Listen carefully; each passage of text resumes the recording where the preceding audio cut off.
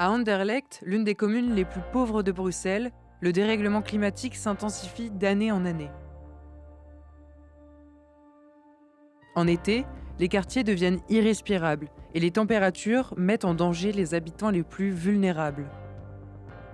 Et pourtant, face à cette urgence climatique, c'est le même refrain depuis des années. Triez vos déchets, économisez l'eau, éteignez la lumière, arrêtez de prendre votre voiture. Des injonctions individualisantes, comme si la responsabilité du changement pesait de la même manière sur tous. Pour les classes populaires, c'est la triple peine. Elles consomment déjà peu et polluent peu, elles souffrent le plus des effets du dérèglement climatique et on leur intime de mieux se comporter, sous peine d'être stigmatisées. Face aux difficultés d'accès aux espaces verts, des habitants s'organisent sur le terrain. Ils espèrent faire de l'écologie un combat au service des plus précaires. L'écologie populaire.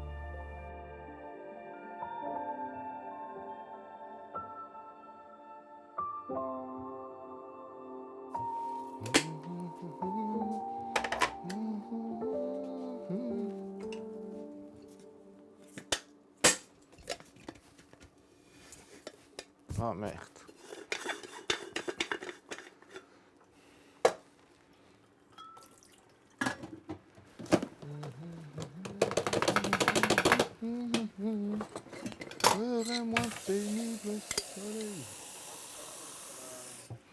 En vérité, l'écologie, c'est quelque chose dont j'en ai rien à foutre. Les gens du quartier, encore plus. Je vais nuancer, mais je nuance rarement parce qu'on n'a pas le temps. Quand je dis qu'elles s'en foutent, j'en sais rien en fait. Mais en tout cas, depuis ma position, je suis très conscient que m'intéresser aux questions écologiques ou d'antiracisme, c'est déjà un luxe que j'ai. Il y a 4 inégalités liées à l'écologie. La première, c'est la contribution à la pollution. Les chiffres le montrent. Alors, si vous êtes dans le premier décile, donc les 10% les moins riches, vous polluez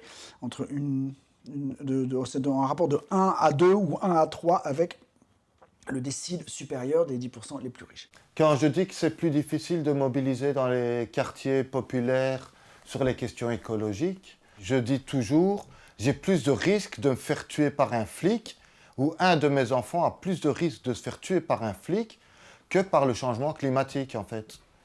La deuxième inégalité, c'est l'inégalité aux expositions. Sur le réchauffement climatique, avec l'effet le plus connu qui sont les canicules, quand vous travaillez dans la restauration, quand vous travaillez dans le bâtiment, la canicule est un choc physique que vous n'avez pas si vous êtes cadre dans des bureaux avec l'air climatisé.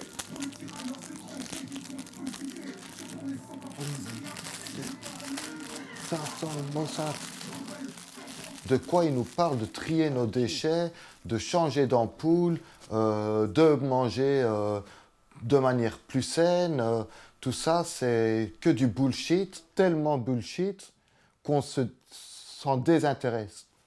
C'est tout l'enjeu de la culpabilisation par les petits gestes. Ça individualise l'effort à faire, qu'on fait entièrement reposer sur les individus, sur leur épaule. Il faut qu'avec leur petit bras, ils changent leur bilan carbone. Ma maman n'est pas le même modèle que Greta. Elle n'a pas cette réflexion politique, elle n'a pas lu le rapport du GIEC, elle n'a pas trié, récupéré pour des raisons écologiques, elle l'a fait par nécessité en fait. Voilà le son qu'on n'entend plus. Rap pour les opprimés, d'autres ne pensent qu'à streamer le micro. C'est impossible de créer un parti politique, se présenter et même gouverner un pays et penser qu'on va sauver la planète en faisant de l'écologie, ce que j'appelle l'écologie punitive, je l'appelle aussi l'écologie civilisationnelle, en imposant en fait aux quartiers les plus pauvres de Belgique de rouler avec des voitures électriques. ou de rouler en vélo. La troisième inégalité, c'est l'effort qu'on vous demande de faire dans les politiques publiques telles qu'elles sont conçues aujourd'hui. Les aides à l'achat de voitures électriques, ça profite aux ménages aisés qui ont suffisamment d'argent pour passer à la voiture électrique, alors que les ménages pauvres, même avec la subvention, ils n'y arrivent pas. Donc en fait, c'est une aide dégressive qui va d'abord profiter aux ménages aisés. Mon implication aussi dans l'écologie, elle n'est pas juste intellectuelle. Ce cheminement, il se fait sur le terrain. En fait, il se trouve que ici où j'habite, donc on est le long du canal. Quand j'étais enfant, j'y jouais, c'était la nature. Aujourd'hui, c'est devenu des projets de luxe. Une balançoire qu'on a demandé, un toboggan, un terrain de foot.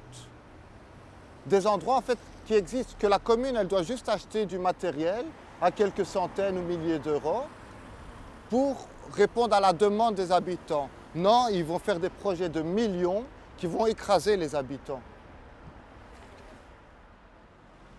La quatrième inégalité, c'est la participation à la discussion démocratique.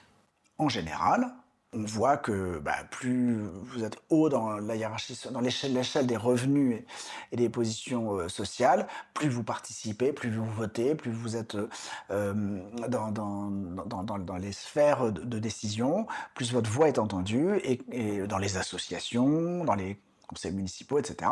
Et plus on descend, plus vous êtes éloigné de ça. Donc, et c'est encore plus d'être sur les questions d'environnement. Moi, personnellement, habitant du quartier depuis 45 ans minimum, jamais une de mes demandes, elle a été entendue. Je parle d'enfants à adolescents et je parle même pas d'adultes.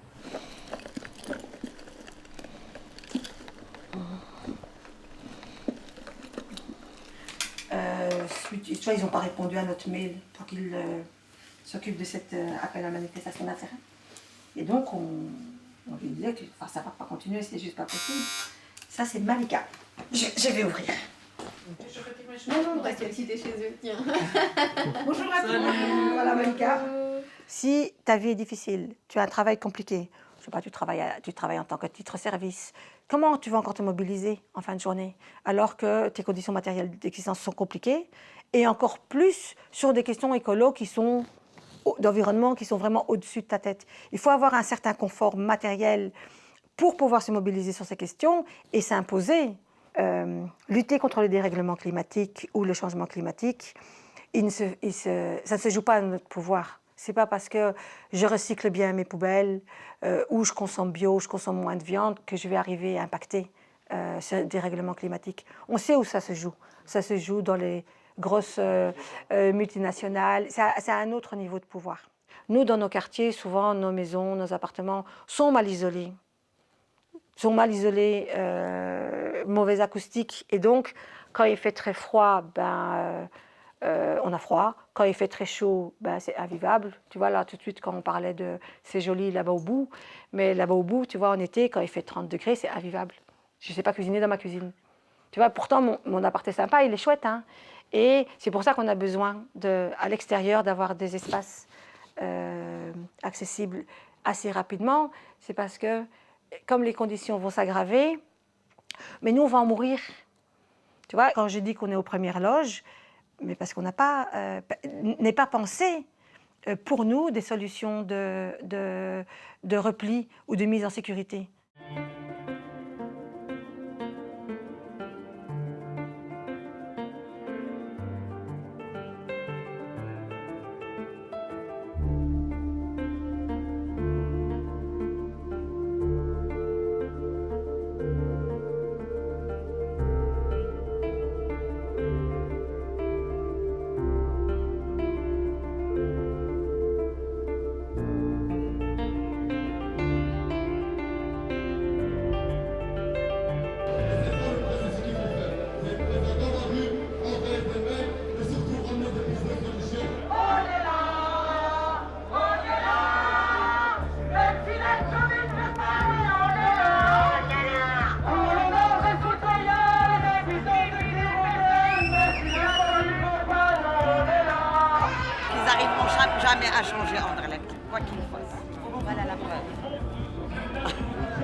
se laisse pas faire.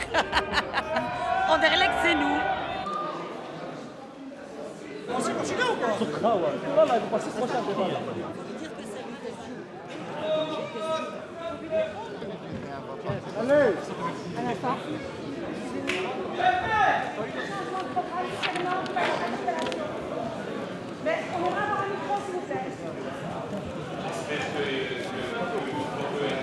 Est-ce que les enfants du quartier Schröd ont droit à un espace vert? Je continue.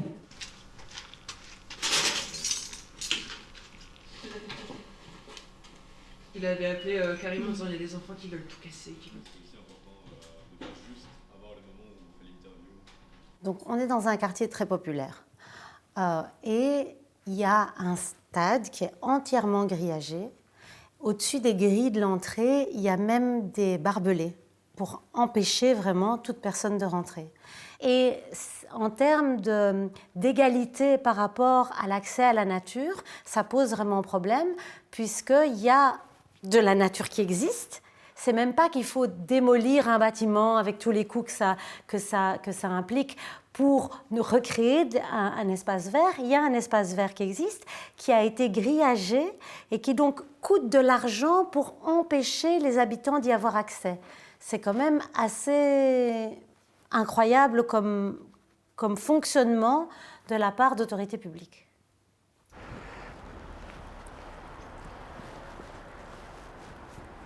Alors vraiment, il y a quand même une part, pour ne pas dire mystérieuse, disons incompréhensible, quoi, parce que ça fait donc 15 ans qu'il y a un terrain qui a été acheté avec les deniers publics et qui est fermé au public parce qu'il y a un projet qui est financé par le public qui n'aboutit pas. Quand on parle d'un projet écologie populaire, il y a la dimension démocratique, la dimension de santé, la dimension sociale et la dimension environnementale. Et ici, sur le Stade Verdon, on est sur les 4.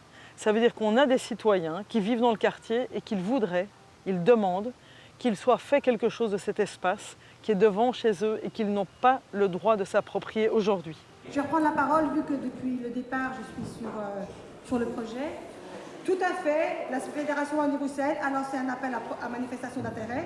Nous vous avons envoyé un mail en vous demandant, en vous disant qu'il était impossible pour des collectifs de citoyens de répondre à cet appel à projet et que c'était donc à la commune de prendre cette responsabilité pour pouvoir après le mettre à disposition des collectifs d'habitants. Vous n'avez pas répondu à notre mail. Ça fait plus d'un mois et donc oui, la date est passée. Nous n'avons pas la possibilité ni financière, ni stratégique, ni logistique de s'occuper de tous ces races. C'est à vous à les faire. La région, le ministre, tout le monde nous trouve génial. Et tout le monde trouve ce projet génial. Et tout le monde trouve que le fait que ce parc soit fermé depuis 20 ans, c'est une honte. Vous avez tout à fait raison. Et pourtant, ça fait 2 ans et demi qu'on se bat sur ce parc et il est toujours fermé.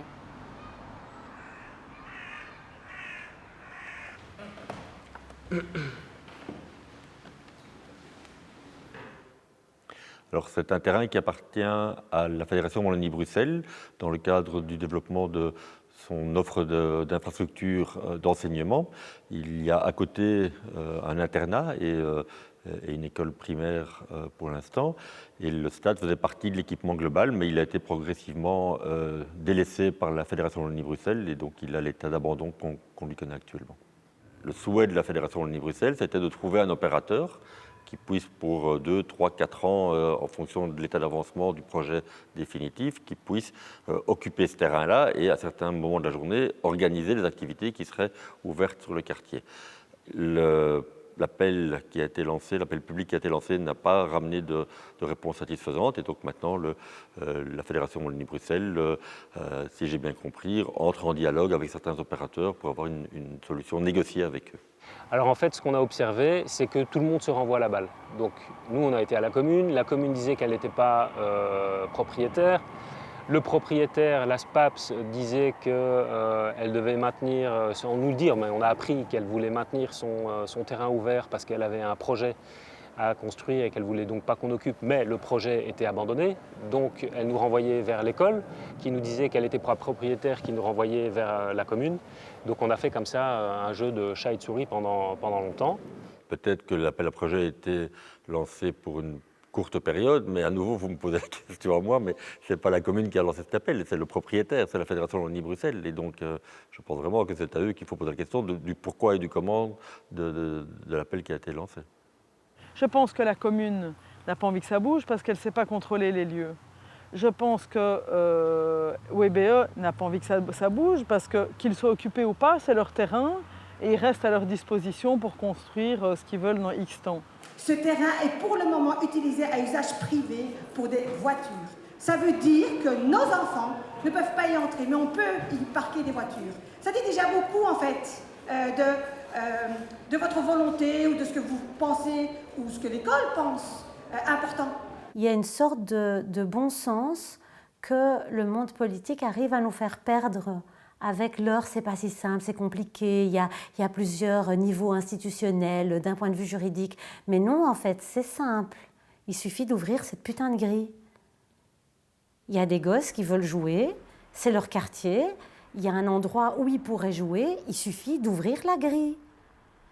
Les enfants des familles nantis, quand elles sont dehors, c'est bien. On les félicite. Il y a même des écoles, de la forêt de Soigne, ils vont brasser des arbres, tout le monde est content. L'élite met ses enfants dehors tout le temps, un maximum. Ils sont super bien équipés, ça fait penser aux pays du Nord et tout. Dans les quartiers populaires, quand ton enfant est dehors, c'est qu'il traîne, c'est que c'est de la racaille. Et donc il y a quelque chose avec ce stade, il me semble, peut-être de cette peur que finalement, ce parc soit un espace étendu pour ce que certains perçoivent comme de la racaille. Si ce terrain était à Uccle ou à Boisfort, ça ferait longtemps qu'il serait ouvert. C'est certain, quoi. Pourriez-vous, s'il vous plaît, nous dire que oui ou non, vous allez répondre à l'appel à manifestation de l'intérêt de la Fédération Wallonie-Bruxelles? C'est très simple, oui, non. Et sinon, pourquoi?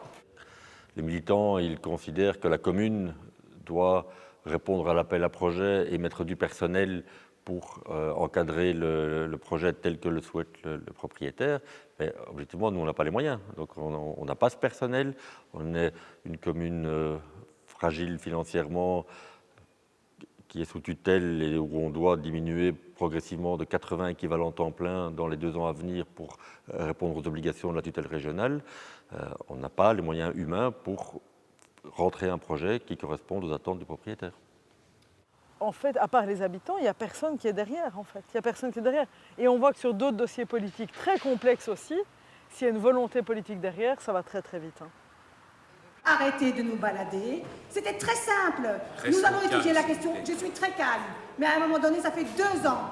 J'ai une vie, en fait. Je fais votre travail. C'est pas mon travail. C'est le vôtre de vous soucier du bien-être des enfants de ce quartier. On a regardé un peu. Il ne faut même pas un grand budget pour l'aménager et le rendre accessible à tout le monde. Il faut un petit budget. Au lieu de faire des grands trucs, un petit truc qui peut changer la vie de toutes les gens de quartier. Ça fait 2 ans. On part dans le vide, en fait. Ce combat-là, il est quand même plus large. Le stade, notre projet de stade s'inscrit dans un travail beaucoup plus large. Le parc, on voit que tout le monde est passionné par ce parc. Nous, c'est un parc. Mais au-delà de ce parc, c'est comment on s'auto-organise pour changer de la donne et faire évoluer les choses à notre propre bénéfice, enfin pour notre bénéfice propre en fait. Et là, c'est vraiment, c'est un rapport de force. Clairement, c'est un rapport de force. Et c'est ça qu'ils ne veulent pas céder. Pourquoi ils ne veulent pas céder? C'est parce que c'est nous, des mamans du quartier, racisées, elles viennent et elles font leur show et elles nous expliquent à nous ce qui serait bien de faire. Mais ça leur est intolérable. Plein de fois, on s'est prise même de personnes qui sont super bien intentionnées. Tu vois, on disait oui, les mamans du quartier populaire se s'allient avec des écologistes pour ouvrir ce stade. Mais pourquoi on ne peut pas être, nous, mamans du quartier populaire, écolo? C'est quoi ce truc mais c'est des raccourcis qu'on fait souvent et on doit... notre mobilisation doit faire sauter cette vision des choses. Et de toute façon, personne ne va défendre les intérêts de mes enfants mieux que moi-même, ça c'est clair.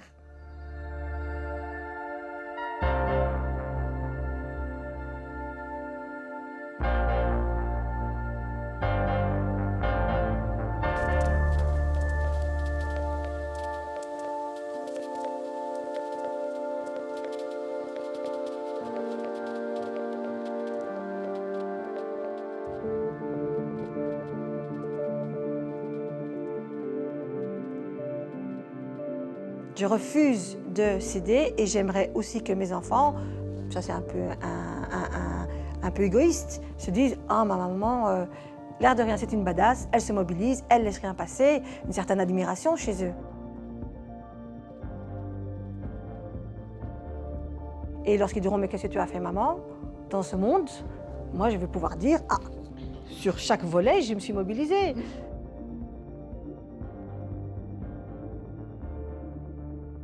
Le job, on l'a fait. Je refuse de me dire que mes enfants vont nous dire, parce que souvent la jeunesse dit oui, mais qu'est-ce que vous nous laissez? Vous allez nous laisser un monde dégueulasse. Mais à notre niveau de pouvoir, nous, on se mobilise.